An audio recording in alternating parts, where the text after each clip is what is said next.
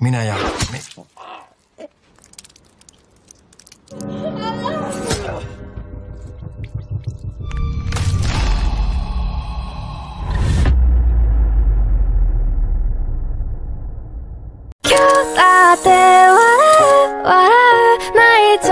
Cerita berawal dari perjalanan sekelompok anak muda langganan dosa yang akan berencana berlibur di sebuah kabin yang berada di daerah yang bernama Kertila. Namun setelah berjam-jam perjalanan sampai Pantat Tepos, mereka heran kenapa belum menemukan lokasi kabin sewaan yang mereka tahu dari video TikTok yang viral. Dengan menggunakan peta yang mereka bawa, mereka mencoba untuk menebak-nebak arah jalan ke daerah tersebut. Dan tak lama di sana mereka melihat mobil jenazah yang membuat mereka kepikiran liar dan menyangka adanya orang yang telah tewas akibat MBG. Dan mereka akhirnya melanjutkan perjalanan. Sekalipun arahnya salah, ya bodo amat aja, yang penting rame-rame.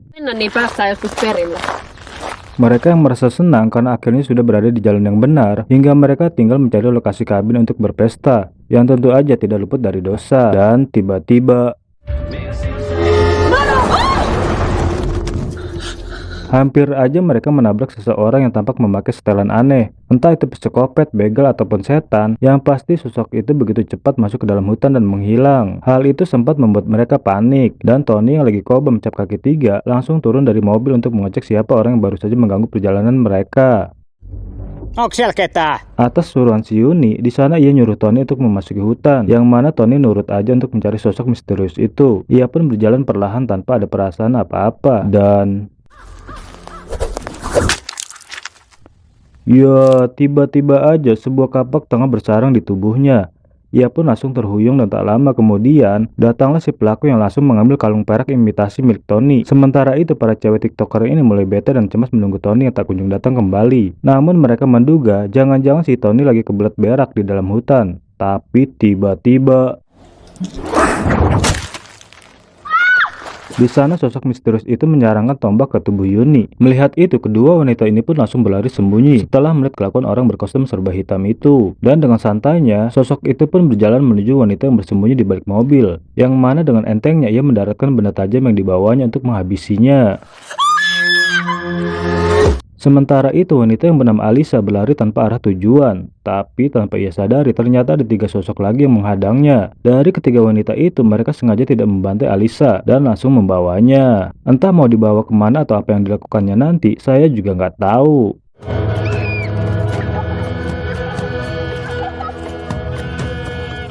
Hutan di Kertila ternyata sudah lama menyimpan kisah yang misterius, menjadi tempat menghilangnya orang-orang di mana kesemua korban adalah para pendatang yang biasanya sedang melintas melewati hutan tersebut. Dan menurut info yang beredar, ada keberadaan sekte sesat yang diduga sebagai dalang pelaku dari maraknya kasus ini, hingga orang-orang menamakannya dengan sekte Kertila. Usut punya usut, mereka juga melakukan perkawinan saudara untuk memperbesar komunitasnya, dan karena alasan itulah sebagian besar anggota sekte memiliki wajah yang aneh dan punya perilaku yang naujubillah. Sun lapsuuden aikaiset traumat. Lalu kita akan dibawa ke 6 bulan kemudian, di mana ada seorang cewek cantik yang mengalami depresi. Dia adalah Nina, wanita bucin dan punya mental yang rapuh, yang saat ini sudah 7 kalinya ia menemui seorang psikiater. Penderitaan Nina pun dimulai dari perselingkuhan pacarnya, yang entah kenapa pacarnya punya hobi baru, yaitu suka nyelup cewek padahal Nina lagi bucin-bucinnya. Lalu Pak Dokter menyarankan Nina untuk liburan dulu untuk sementara, agar Nina dapat menjauhi circle-nya, yang hanya akan membuat Nina teringat dengan pacarnya yang sok kegantengan. Dan di sana Nina nggak usah khawatir, karena Pak Dokter punya solusinya. Pak Dokter sudah menyiapkan sebuah kabin untuk Nina gunakan selama 1 bulan full, di mana kabin tersebut memang properti milik rumah sakit yang khusus dijadikan untuk pemulihan pasien depresi seperti Nina. Cinta yang bertepuk sebelah kaki itu membuat Nina benar-benar membuatnya rungsing, kepalanya sumeng. Ia pun masih teringat momen berpesta bersama si pacar, yang kala itu dipenuhi dengan cewek-cewek semok. Nina yang kobam berat saat itu masih bisa mendengar obrolan si pacar, yang kala itu mengajak salah satu temennya untuk adu jotos. Tapi apalah daya dengan kondisi semaput, jangankan untuk melabrak, sekedar untuk melek aja Nina nggak mampu. Di masa-masa terpuruknya, Nina masih punya seorang sahabat yang bernama Sufi yang selalu ada di sampingnya. Dengan keterpurukannya itu, Nina pun mengajak Sufi untuk ikut berlibur di kabin selama 1 bulan penuh. Terlebih ia nggak mau manyun sendirian di tengah hutan, karena yang ada ia malah akan semakin rungsing. Ajakan itu pun langsung diterima oleh Sufi, yang kebetulan baru aja kena PHK dari pekerjaannya menjadi admin slot. Dan setelah Sufi melihat di map, ternyata jarak menuju Kertila hanya 4 jam perjalanan. Lalu dengan penuh semangat, mereka pun langsung gas prepare untuk liburan yang bisa dibilang dadakan ini. Lalu di keesokan harinya, Mereka pun ngisi full Pertamax oplosan daripada kehabisan bensin di jalanan hutan. Dan kali ini adalah liburan panjang Nina yang tidak akan pernah ia lupakan seumur hidupnya.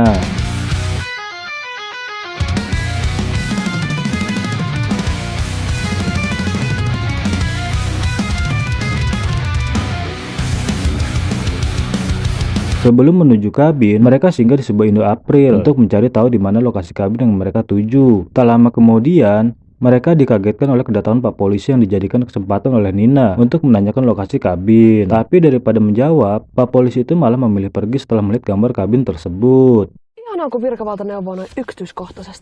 Ketika Sufi mencari lapak untuk boker, di sana Nina menanyakan lokasi kabin kepada si pemilik toko yang biasa dipanggil Mami. Dengan sikap dinginnya, wanita ini ujuk-ujuk bertanya berapa orang yang ikut bersamanya. Hal itu malah membuat Nina heran. Di sana Nina ingin membeli peta di arah Kertila, tapi kata si Mami yang penting gak usah, karena Kertila daerah kecil yang hanya ada beberapa rumah, dan Nina pasti bisa menemukan kabin yang dituju. Dan tak lama Nina juga membeli keripik pisang untuk menemani perjalanannya. Di sana Nina menolak saat si Mami meminta cincin untuk membayar barang belanjaannya. Bahkan ketika Nina kasih uang 100 ribuan, mama ini malah bilang bahwa ia tidak punya uang kembalian. Keadaan ini membuat Nina kesal dan mengambil minuman sebagai pengganti uang kembalian. Hal itu membuat Nina kapok belanja di tempat si Mami. Walaupun toko itu adalah toko satu-satunya di daerah ini. Dan tak lama kemudian, keanehan terjadi ketika mereka dikagetkan dengan kelakuan seorang pria aneh yang sedang main kuda lumping. Setelah mendapatkan peta, mereka pun sampai di lokasi kabin yang ternyata berada tak jauh dari toko si Mami. Hawa segar khas pedesaan pun mereka rasakan, bahkan membuat Nina sejenak melupakan kelakuan pacarnya kayak Dajjal. Tapi baru tenang sebentar, Nina malah mendapatkan telepon dari pacarnya. Akan tetapi Nina sudah masa bodoh dan memilih untuk menikmati kabin yang jauh dari hiruk pikuk kota. Di hari kedua, mereka menikmati serunya menggeber motor salju yang masih merupakan fasilitas kabin. Lalu ketika mereka sejenak beristirahat, Nina menemukan banyak jejak kaki yang menandakan adanya sekelompok orang di sekitar kabin. Namun tanpa mereka sadari, sebenarnya lokasi ini adalah tempat ritualnya sekte iblis penguasa tanah Kertila. Sejenak Nina dihubungi kakaknya yang katanya udah kangen. Padahal baru 2 hari Nina berada di kabin. Lalu di tengah obrolan, kakaknya yang bernama Surti itu tidak sengaja melihat sebuah penampakan di belakang Nina. Karena Nina tidak sempat melihatnya, di sana Nina meminta kepada kakaknya untuk jangan khawatir. Karena ia tidak sendiri dan tidak pernah melihat adanya orang di sekitar kabin. Kemudian di suatu pagi, Sufi terbangun oleh suara ueknya Nina yang sedang muntah. Hingga Sufi menduga jika sahabatnya ini sedang metong. Nina jadi takut jika sampai dirinya benar-benar sedang mengandung anak dari siapa lagi kalau bukan dari pacarnya. Padahal saat itu sepengetahuan Nina cuma digrepe-grepe doang. Lalu daripada kepikiran, Sufi pun menyarankan untuk membeli tespek ke toko si Mami. Dan setibanya di depan toko, Nina yang sudah enak dengan mukanya si Mami, ia pun meminta Sufi untuk membelikannya tespek. Hingga Sufi yang mengemban tugas memalukan ini pun memberanikan diri untuk menemui si Mami. Sattuisiko teiltä löytymään raskaustestiä? Di sana si Mami langsung bertingkah layaknya mama doyan gibah saat mendengar Sufi membutuhkan tespek. Bahkan ia lanjut nyinyirin Nina yang sudah pasti sedang mengandung anak hasil jinah. Mendengar itu Sufi jadi kesal. Ia pun balik nyinyirin perilaku warga Kertila yang aneh dan cenderung on semua. Ia pun gak kebayang harus tinggal selama sebulan di lingkungan yang menjijikan seperti ini, hingga membuat si Mami kesel. Huarat! Singkat cerita, Nina masuk ke toilet untuk mencari jawaban apakah ia metong apa tidak. Tapi di sana, ia dikejutkan dengan adanya seseorang dan refleks Nina langsung bertindak menyerang pria itu dengan menggunakan tespek. Dan lanjut ia pun mengajak Sufi untuk buru-buru kabur dari sana tanpa menceritakan apa yang telah terjadi. Nina yakin pria misterius tadi berniat untuk memperkaosnya. Cuma ia tidak mau mereka melapor kepada pihak polisi, mengingat pria itu langsung ambruk setelah telinganya kena colok. Kemudian kita beralih ke pacarnya Nina yang bernama Miko, di mana pria kuntul ini berniat untuk memperbaiki hubungan mereka yang sedang berada di fase tidak baik-baik saja. Akan tetapi Nina menolak dan tidak mau memberitahu di mana ia berada. Dari sana Miko pun lanjut menemui Surti untuk mengetahui di mana keberadaan Nina. Dan dari sang kakak inilah Miko jadi tahu kemana ia harus mencarinya.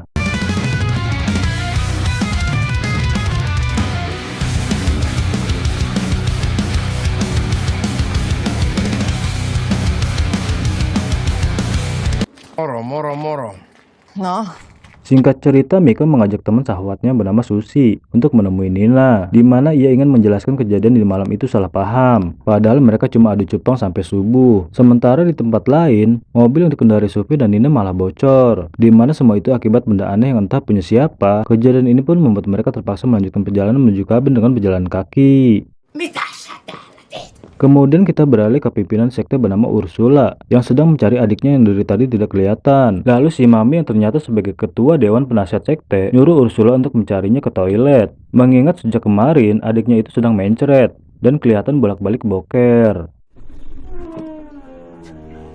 Dan ternyata adiknya yang termasuk anggota sekte itu udah modar. Hal itu membuat Ursula naik pitam dan menganggap ini perbuatan Nina. Dan ia pun tidak akan tinggal diam dan akan secepatnya menuntut balas. Saat Nina dan Sufi tiba di kabin, sebelum itu kita beralih dulu ke markas sekte sesat, yang mana mereka akan melakukan ritual, sebuah upacara persembahan untuk junjungan mereka yang biasa disebut dengan Kati. Lalu tiba saatnya Ursula memanen dan menyeruput cairan merah si korban yang bernama Alisa, yang kita lihat di awal film. Nina dan Sufi auto kaget melihat kabin yang sudah berantakan dan sudah pasti telah dimasuki oleh seseorang. Ditambah lagi si pelaku telah mengambil HP Sufi berikut casannya. Keadaan ini membuat mereka bingung mau kabur pakai motor salju. Bensinnya nggak bakal cukup sampai jalan utama. Lengkap sudah ketakutan mereka oleh perbuatan anggota sekte yang kini sedang mengintai kabin dan bisa saja mengancam nyawa mereka.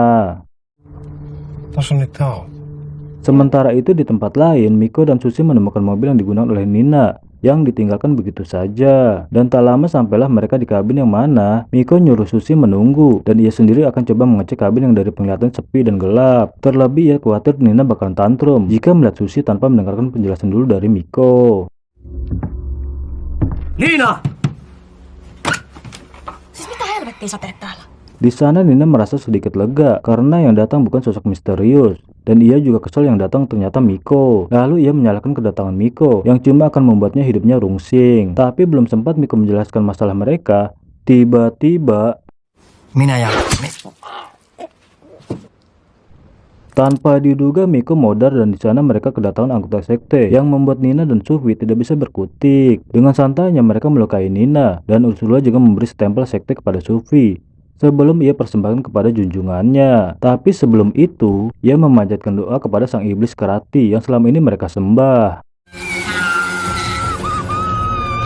Melihat sahabatnya meninggoy, Nina benar-benar emosi dan tidak menyangka jadi tumbal oleh anggota sekte sesat itu. Lalu ketika tubuh Miko sudah siap untuk dibawa, sementara itu Sushi heran kenapa si kunyuk Miko belum kembali. Hingga akhirnya ia menemukan Miko sudah tidak bernyawa. Tapi di sana keberadaan Sushi diketahui oleh para sekte mania yang langsung berusaha untuk menghabisinya. Akan tetapi Sushi cukup terbilang lihai dalam menentukan di mana kelemahan seorang pria. Di sana Ursula merintahkan anak buahnya untuk membawa Sufi ke markas sekte sesat untuk dijadikan persembahan. Dan Nina sendiri akhirnya dihabisi oleh anggota sekte atas perintah Ursula dan dibiarkan begitu saja. Tapi tanpa diduga, Nina yang rupa-rupanya masih hidup bisa mendengar kedatangan seseorang yang ternyata adalah si Sushi. Di sana Nina menceritakan apa yang telah terjadi, termasuk ngomongin kematian Miko yang sudah mereka ketahui bersama. Dan untuk sementara waktu, Nina dan Sushi sejenak melupakan dulu kisah cinta mereka yang rumit dan memutuskan untuk beristirahat dulu di dalam sana. Namun tanpa mereka sadari, Sufi saat ini sedang dipersiapkan untuk diambil cairan merahnya. Walaupun Sufi memohon dan mengiba agar ia dilepaskan, tapi Ursula tidak menggubrisnya dan pada akhirnya Sufi pindah ke alam baka. Kemudian selang beberapa saat, di kabin mereka melihat ada anggota sekte yang berniat mengambil jasad Nina. Padahal mereka nggak tahu kalau Nina masih hidup. Melihat itu Nina dan Sushi pun memutuskan untuk bersembunyi, mencari tempat yang aman daripada melawan. Tapi sialnya Sushi malah ketahuan dan menjadi korban.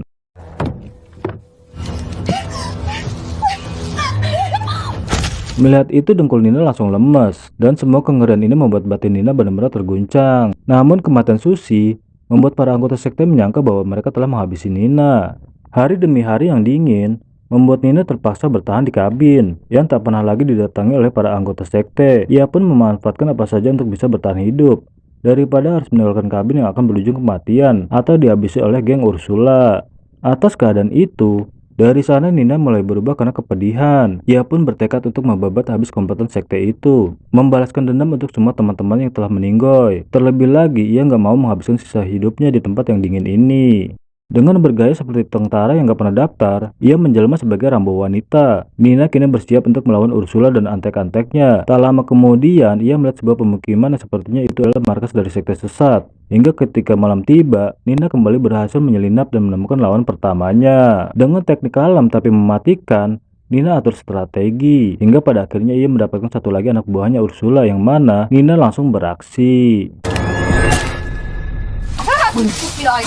Gak pakai lama dengan memanfaatkan tungku besar, ia memanfaatkan uap panas. Di sana Nina memberikan pelayanan bergaya psikopat, yang mana dengan santainya Nina menyiksa burung tekukur pria ini sampai mateng, sebagai balasan atas apa yang telah menimpa sahabatnya. Dari sana Nina beranjak ke markas sekte itu dan menemukan Alisa di sana. Mumpung ada kesempatan, Nina berusaha menyelamatkannya yang terlihat masih disekap dan telah mengalami stres berat. Walaupun sempat ada penolakan dari Alisa yang menolak untuk diselamatkan. Di sana Alisa mengaku bahwa ia pengen dikawinin oleh sosok iblis Karati dan terus-terusan ngoceh kagak jelas membuat Nina pusing mendengarnya. Ocehan itu Nina mah udah masa bodo amat aja. Yang penting bisa membawa Alisa keluar dari sana. Setibanya di tempat aman, Alisa teringat atas kelakuan anggota sekte yang biasa ngumpulin barang-barang berharga para korbannya. Dari Alisa pula, Nina jadi tahu bahwa komplotan si Mami adalah dalang dari banyaknya para pendatang yang menghilang di daerah ini. Mendengar itu membuat Nina semakin bernafsu untuk meratakan sekte sesat itu sampai ke akar-akarnya. Lalu Nina pun meminta Alisa untuk diam dan menunggu di tempat ini, dan biarkan dia aja yang menuntaskan kengerian ini. Selang beberapa saat, kita beralih ke tangan kanannya Ursula yang baru aja ngising, di mana ia tidak tahu ada keberadaan Nina yang sudah dari tadi diam-diam mengintainya. Gak pakai lama Nina beraksi, hingga pada akhirnya orang itu tersadar sudah berada mengambang di pohon. Nina yang tadinya wanita rapuh dan lemah, kini ia seperti seorang psikopat, yang mana Nina pengen para anggota sekte menderita dulu sebelum mereka pindah ke alam baka. Sementara itu di tempat lain, Ursula heran karena ia tidak melihat keberadaan kedua anak buahnya. Dari sana ia pun gercep kembali ke markas yang mana ia tidak melihat keberadaan Alisa, si calon mempelai untuk Karati, yang ternyata telah kabur. Hal itu membuat kesel dan gercep mencari Alisa sebelum Tuhannya murka dan menurunkan bencana karena gagal kawin. Kemudian di sebuah gudang tempat persembunyian, di sana Alisa merasa was-was karena menyadari ada keberadaan Ursula, yang mana ia pun langsung keluar dari sana dan sebisa mungkin untuk menjauh untuk mencari tempat yang aman. Dan tak lama dari sana, ia merasa menemukan titik terang dengan bertemunya seorang polisi. Padahal yang Alisa nggak tahu, polisi itu masih satu sindikat pemuja iblis. Sementara itu, di markas sambil memukul gendang, di sana Ursula berdoa dan memanggil junjungannya untuk datang, yang mana ia meminta untuk diberikan kekuatan seperti layaknya superhero, agar ia bisa mengatasi semua kekacauan ini. Tapi tanpa disadari oleh Ursula, di sana ada keberadaan Nina yang gercep bikin dia semaput, di mana Nina berhasil membalikkan keadaan dan dengan senang hati, ia pun menyiksa Ursula untuk membalaskan dendamnya. Melihat itu Ursula marah tapi tidak bisa berbuat apa-apa. Dan tak lama Nina yang udah enak lihat komuknya Ursula, langsung obrak-abrik boneka yang biasa mereka sembah, sekaligus eksekusi Ursula yang kena kucip hangat dari Tuhannya. Melihat itu membuat Nina happy, separuh dendamnya telah terbalaskan. Dan tak lama di sana ia menemukan harta para korban yang sudah siap untuk disetorkan kepada si Mami. Tapi tanpa disadari oleh Nina, di sana ada keberadaan si bapak polisi, hingga membuat Nina jatuh pingsan dan tertangkap. Joo, se on nyt mun kyydissä.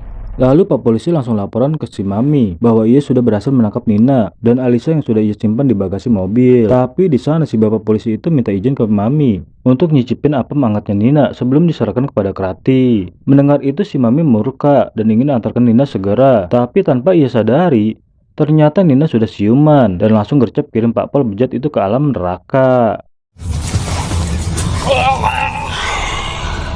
Setelah semua anggota sekte iblis telah habis, Nina mengamankan Alisa terlebih dahulu dan membawanya pergi keluar dari Kartila dengan nebeng truk yang sedang lewat. Dan Nina sendiri kembali harus melakukan sesuatu karena bagaimanapun juga ia harus menghabisi si Mami, satu-satunya orang di balik kekacauan dan orang yang paling berpengaruh di Kartila. Perjuangan Nina yang sebenarnya sedang metong memang terbilang epik mengingat dulunya ia hanya seorang wanita yang lemah Sementara di tempat lain, si Mami sedang dilanda rungsing setelah mengetahui semuanya dari sang cucu yang ia gunakan sebagai CCTV. Lalu bocah dajjal ini menyuruh si Mami untuk bersiap karena cepat atau lambat Nina pasti akan mendatanginya.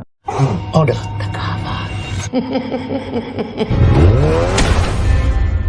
Beberapa minggu kemudian, kini giliran si Surti yang depresi karena sampai saat ini Nina belum pulang. Padahal sebenarnya Nina sudah modar karena tewas didor oleh si Mami. Lalu di sana si dokter menyarankan Surti untuk menenangkan diri di sebuah kabin yang sudah ia siapkan. Dan ternyata sejak awal Nina memang sudah menjadi incaran para sindikat pemuja iblis yang memang tersebar di mana-mana termasuk si dokter. Bahkan selain menculik para pendatang, si Mami menugaskan si dokter untuk berkontribusi dengan menjadikan para pasien sebagai tumbal dari kepercayaan sesat itu. Walaupun perjuangan Nina sudah maksimal, tapi mau gimana lagi, ia belum mampu melenyapkan sekte iblis itu. Dan setelah perjalanan panjang, akhirnya film pun selesai. Oke, segitu dulu saya ucapkan terima kasih yang sudah menonton usaha kami. Segenap jajaran yang bertugas kami ucapkan undur diri. Sampai jumpa di video selanjutnya. Bye-bye. Main bertiga aja.